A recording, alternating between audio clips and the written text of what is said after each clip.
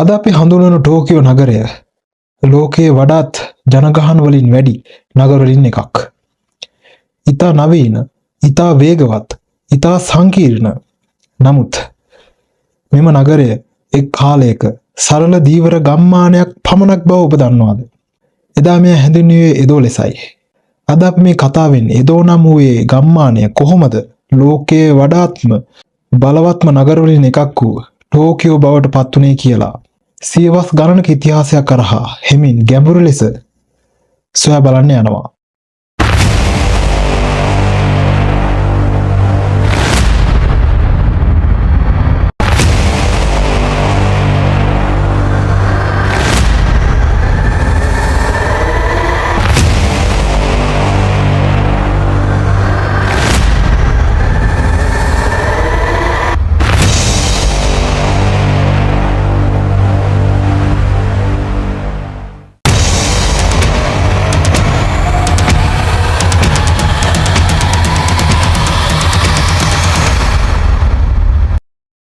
ආරම්භය භූගෝලයයි.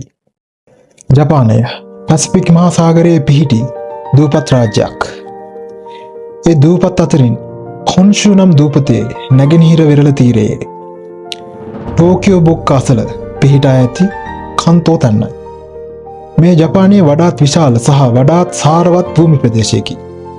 ජලය, භූමිය, වෙළඳ මාර්ග, නගරය බිහිවීමට අවශ්‍ය සියලුම පහසුකම් මෙතන තිබුණා. මෙම නිසා සියවස් ගණනක් තිස්සේ මෙම ප්‍රදේශය මිනිසුන්ට ජීවත් වීමට ආකර්ශනීය ස්ථානයක් වුණා. නමුත් සැබෑ වෙනසක් ආරම්භ වූයේ එක් පුද්ගලයෙක් මෙතනට පැමිණීමත් සමග.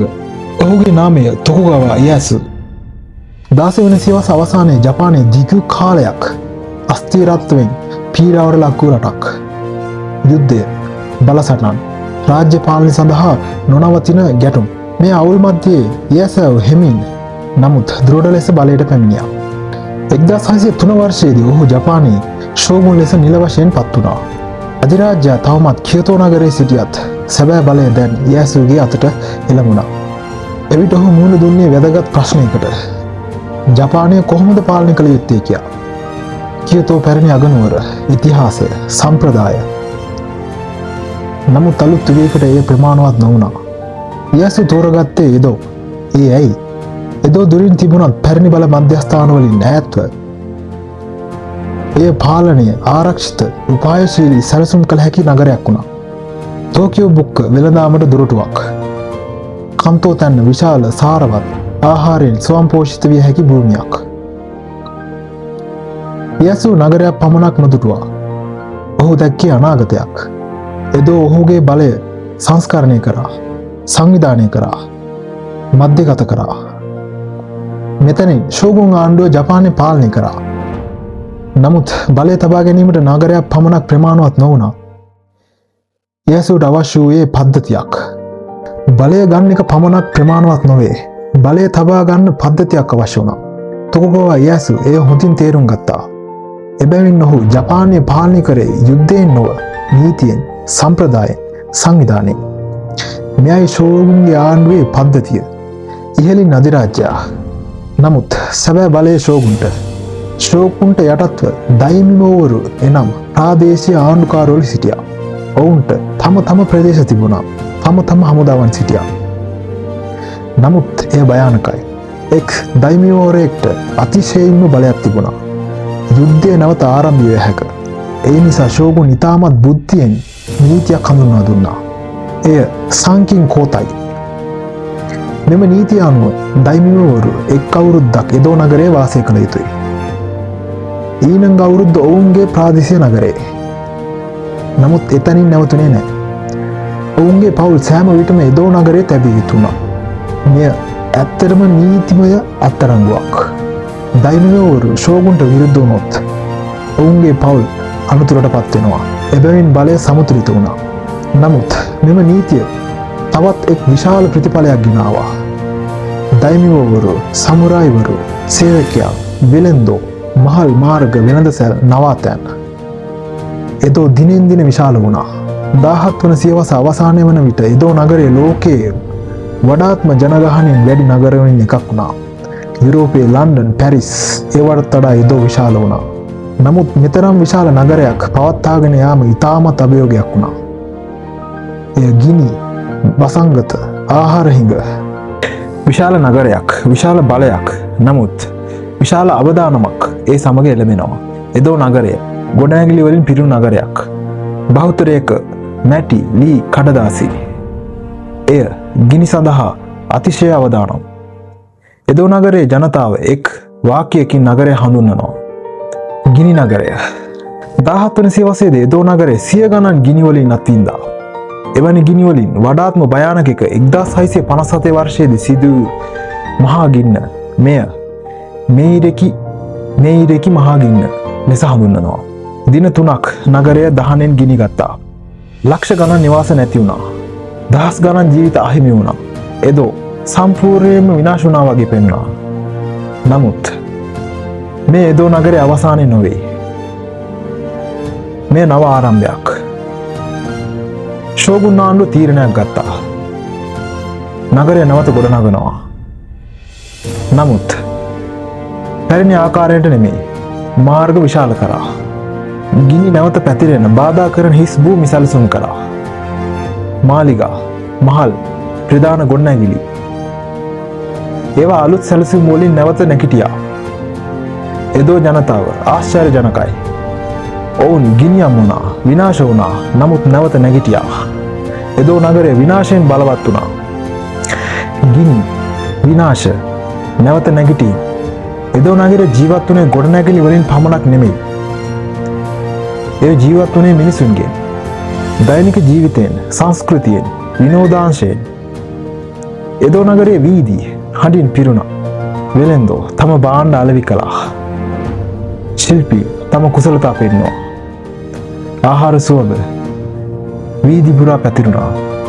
සුළු කෑම, නූඩල්ස්, මී පැණි, තේ. එදෝ නගරය සරල නමුත් සතුටින් ජීවත් වුණා.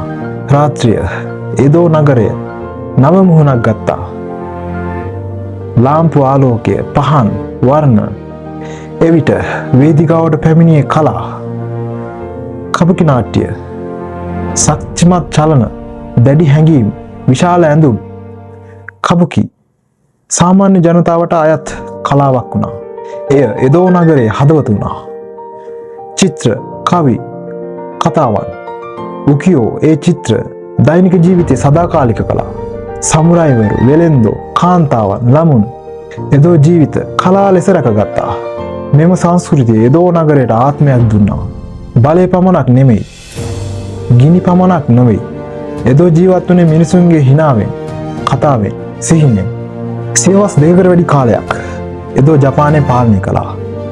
නීතියෙන්, සම්ප්‍රදායෙන්, සමතුලිතයෙන්. නමුත් ලෝකයේ වෙනස් වෙමින් සිටියා. 19 වන සියවස මැදදී පිටත ලෝකයේ ජපානයේ දොරටුවට තට්ටු කළා. නව තාක්ෂණය, නව මෙවලම්, නව බලය. මෙම පීඩනය පැරණි පද්ධතිය කම්පනය කළා. ෂෝගුන් ආණ්ඩුව දුර්වල වුණා. 1868 වර්ෂයේදී ඉතිහාසය වෙනස් වුණා. මෙයයි මේජි සංස්කෘතිය. ෂෝගුන්ගේ බලය අවසන් වුණා. අධිරාජ්‍යය නැවත සැබෑ බලයට පත් වුණා. ඒ සමගම ඉතිහාසයේ තීරණයක්. අගනුවර මාරු කළා. කියතෝ සිට එදෝ වෙත. එදා එදෝ නගරයට නව නාමයක් දුන්නා. ඒ තමයි ටෝකියෝ. නැගෙනහිර අගනුවර. මෙය නමක් පමණක් නොවේ. මේ නව යුගයක ආරම්භයක්. පැරණි සමුරායි පද්ධතිය අහෝසි වුණා. නව හමුදාවක්, නව පාසල්, නව නීති. බටහිර තාක්ෂණ ටෝකියෝට ඇදී ආවා. දුම්රිය, කාර්මිකත්වය, නව ගොඩනැගිලි. එදෝ මිය ගියා වගේ පෙනුනත් එහි ආරම්භය මැරුණේ නැහැ. එය ටෝකියෝ ලෙස නව ආකාරයකින් ජීවත් වුණා. නමුත් නවීනත්වය එක්ක නව අභියෝගයක් එළඹුණා. භූකම්පන, යුද්ධ, නව විනාශ. නව නගරයක්, නව නාමයක්. නමුත් නව අභියෝගයක්. 20 වන සියවසේ ආරම්භයේදී ටෝකියෝ වේගයෙන් වර්ධනය වෙමින් සිටියා. දුම්රිය, කාර්මිකත්වය, නව ගොඩනැගිලි, නවීන නගරයක් බිහි වෙමින් සිටියා. 1923 වර්ෂයේදී අහසේ සිට පෘථිවිය දක්වා කම්පනය වුණා. මෙයයි මහා කන්තෝ භූමිකම්පාව. මිනිත්තු කිහිපයකින් ටෝකියෝ විනාශ වුණා. ගොඩනැගිලි බිඳී සුණු විසුණු වී ගියා. ගින් නගරය ගිලගත්තා. ලක්ෂ ගණන් ජීවිත අහිමි වුණා. නවීන ටෝකියෝ දූවිලි සහ දුමාරයෙන් නැසී ගියා. නමුත් මේ අවසානයක් වුණේ නැහැ. රජය තවත් තීරණයක් ගත්තා. නගරය නැවතත් ගොඩනගනවා. මේවට වඩා ශක්තිමත් ලෙස විශාල මාර්ග, නව සැලසුම්, භූකම්පනයෙන් ඔරොත්තු දෙන ගොඩනැගිලි ටෝකියෝ නැවතත් නැගී සිටියා. නමුත් 1940 දශකයේදී තවත් විනාශයක් එනගුණා. ඒ තමයි දෙවන ලෝක යුද්ධය. අහසින් වැටුණු අවි පරමාණුක බෝම්බ රෑ දිවා නොබලා නගරය දහනයට ලක් වුණා. 1945 වර්ෂයේදී ටෝකියෝ තවත් භූමියකට පමණක් සමාන වුණා. නමුත් මෙයත් අවසානය නොවුණා. යුද්ධයෙන් පසු ජනතාව නැවත එකතු වුණා. කඩු නොව මෙවලම්, බෝම්බ නොව ගඩොල්. ටෝකියෝ නැවතත් නැගී සිටියා. ටෝකියෝ නැවතත් ගොඩනැගුණා. මෙවර මුළු ලෝකයටම මුහුණ දීමට සුදුසු නගරයක් ලෙස. විනාශයේ නැවත නැගිටු නගරයක් දැන් ලෝකයටම මුහුණ දීමට සූදානම්. 1964 වර්ෂය මෙය ටෝකියෝ නගරයට ඉතිහාසමය මොහොතක්. ඔලිම්පික් ක්‍රීඩා ලෝකයේ ඇස් ටෝකියෝ දිහාවට හැරුණා. මෙය ක්‍රීඩා උළෙලක් පමණක් නොව මෙය ප්‍රකාශයක්. ජපානය නැවත නැගිටිලා. නව දුම්රිය, නව මාර්ග, නව ගොඩනැගිලි, ශින්කාන්සෙන්, වේගය, නිරවද්‍යතාවය, අනාගතය. ටෝකියෝ ඉතා වේගයෙන් නවීන නගරයක් වුණා. තාක්ෂණයේ දෛනික ජීවිතයට එළඹුණා. කාර්මිකත්වය, ඉලෙක්ට්‍රොනික උපකරණ, නව සංනිවේදනය. නමුත් ටෝකියෝ ලෝක නගරයක් වුණත් එය තම අතීතය අමතක කළේ නැහැ. පන්සල්, මන්දිර, පැරණි වීදි, නව ගොඩනැගිලි මැදින් පැරණි ආත්ම තවමත් හුස්ම ගන්නවා. සමුරායි නැති වුණත් ඔවුන්ගේ සම්ප්‍රදාය ජීවත් වුණා. ගෞරවය, විනය, සමතුලිතය. ටෝකියෝ නවීනතම සහ සම්ප්‍රදාය එක්කල නගරයක් වුණා. අද ටෝකියෝ ලෝකයේ වඩාත්ම විශාල නගර ජීවිතයක් පවත්නා මහා නගරයක්. මිලියන ගණනක් මිනිසුන් එක් නගරයක, එක් රිත්මයක උදෑසන දුම්රිය ස්ථාන ජීවත් වෙනවා. පියවර, ශබ්ද, වේගය. ටෝකියෝ නින්දර නොවන නගරයක් නොවේ. දහවල් කාර්යාල, වෙළඳසැල් වීදි, රාත්‍රිය, ආලෝකයේ වර්ණ ශක්තිය, ශිබුයා, ශින්ජුකු, අකිහබරා, නවීනත්වයේ මුහුණ. නමුත් මෙම වේගය මැදින් නිහතමානී ස්ථාන තාමත් පවතිනවා. පන්සල්, පැරණි වීදි, නිහතමානී ආරක්ෂිත උද්‍යාන අතීතය අදටත් එකතු වී ජීවත් වෙනවා. ටෝකියෝ නවීන තාක්ෂණයේ මධ්‍යස්ථානයක්. රොබෝ, කෘත්‍රිම බුද්ධිය, අනාගතයේ නගර සැලසුම්. නමුත් මිනිසා තවමත් මධ්‍යයේ. වෙහෙස, සිහින, අරමුණ. මෙම නගරයේ මිනිසුන්ගේ සිහින වලින් ජීවත් වෙනවා. ටෝකියෝ ඉතිහාසය මත ගොඩනැගිලු නගරයක්. ටෝකියෝ ඉතිහාසය මත ගොඩනැගිලු අනාගතයක්. එදෝ සිට අද දක්වා නගරයක් නොව ජීවිතයක්. එදෝ ටෝකියෝ නමක් වෙනස් වුණා. නමුත් කතාව තනි වෙලා නැහැ. මෙය මිනිසා ගැන, විනාශයෙන් නැවත නැගිටීම ගැන, ගිනි, භූකම්පන, යුද්ධ සියල්ල විඳගෙන ටෝකියෝ කවදාවත් තනි වෙලා නැහැ.